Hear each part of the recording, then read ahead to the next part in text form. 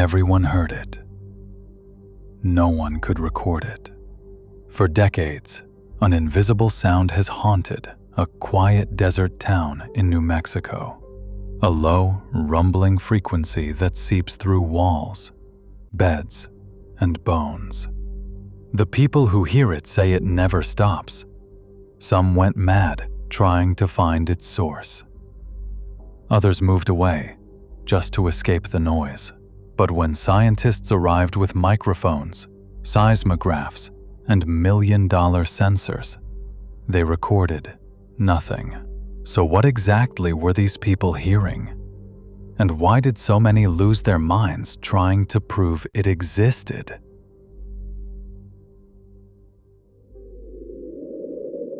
Some stories weren't meant to be told. Yet here they are.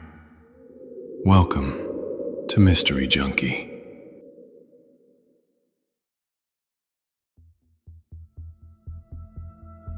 It began in the early 1990s.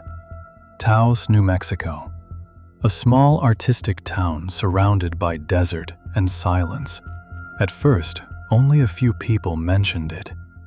They described a low, throbbing hum, like the idle of a diesel engine just beyond the hills. But the strange part was that no one could find where it was coming from. There were no factories, no nearby highways, and the sound wasn't constant for everyone. Only a small percentage of people could hear it. They called themselves hearers. Some said it got louder at night. Others claimed it vibrated their furniture or made their chest ache.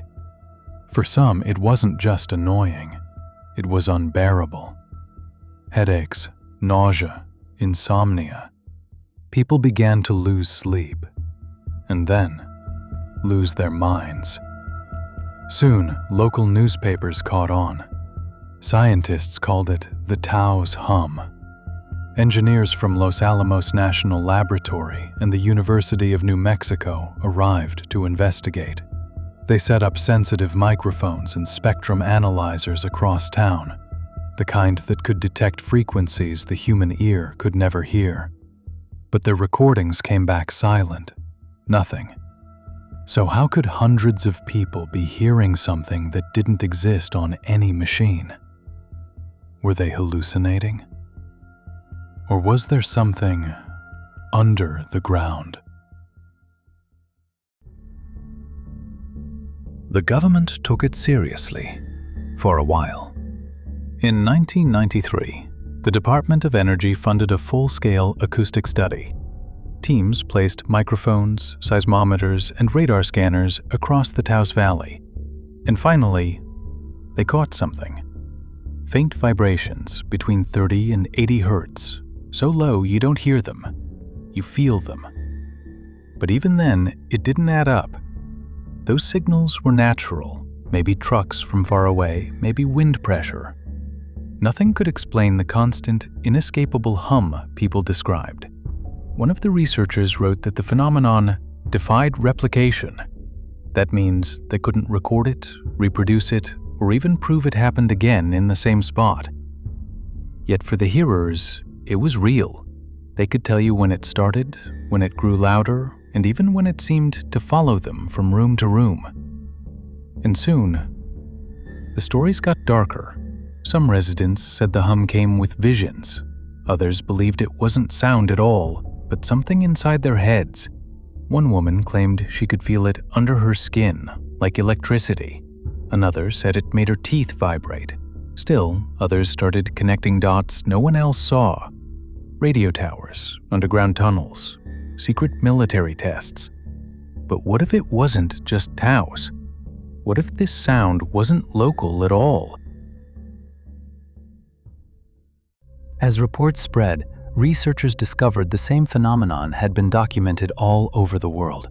England, Canada, Australia, New Zealand. Dozens of towns reporting the same hum, described by different people in the same way. Like a diesel engine idling. Like a vibration under the floor. Like it's inside my skull. Scientists called it the worldwide hum. Theories exploded. Low-frequency radio waves from the military, secret submarine communication systems. Underground gas pipelines are vibrating across the crust. Some even believed it came from the Earth itself, adding a kind of planetary resonance. But here's the problem.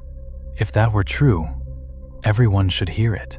Yet only a tiny portion of people, about 2% of any given area, can detect it. Why them? What makes those few people different from the rest of us?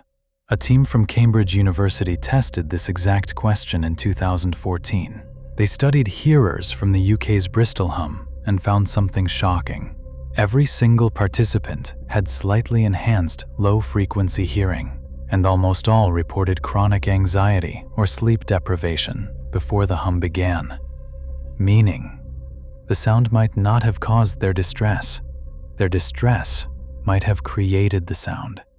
But if that's true, how do you explain the cases where microphones did record it? Because yes, eventually someone did.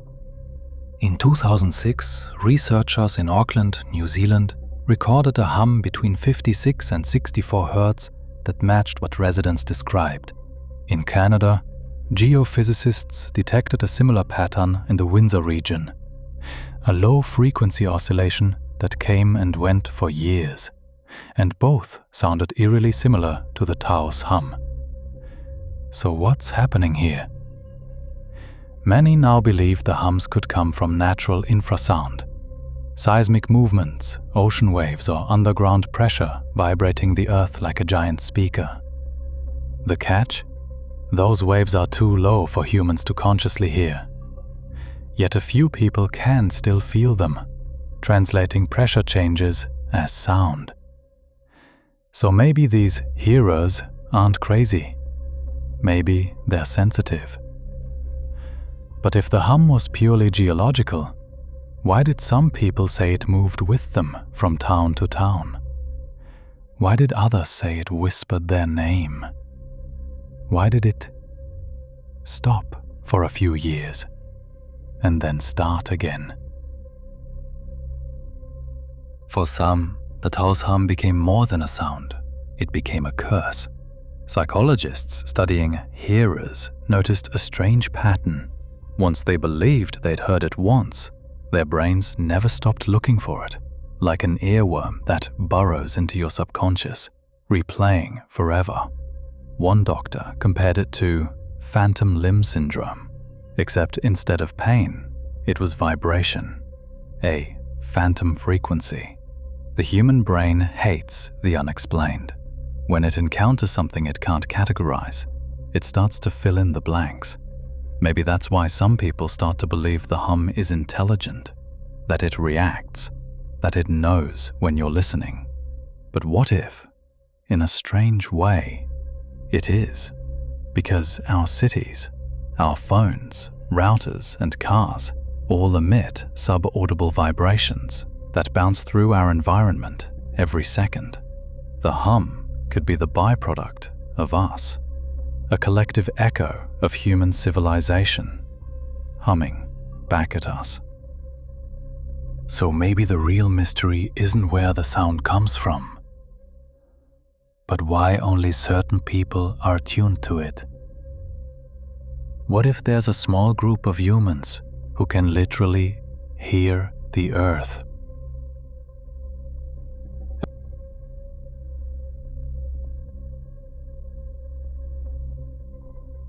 The Taos hum still hasn't stopped. New reports appear every year. To some, it's proof of a hidden frequency we were never meant to perceive.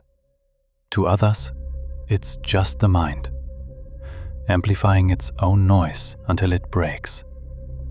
Either way, once you hear it, you can't unhear it. Late at night, when the world falls silent, and your ears ring just a little too long after the quiet, ask yourself, is it silence you're hearing? Or something the rest of us just can't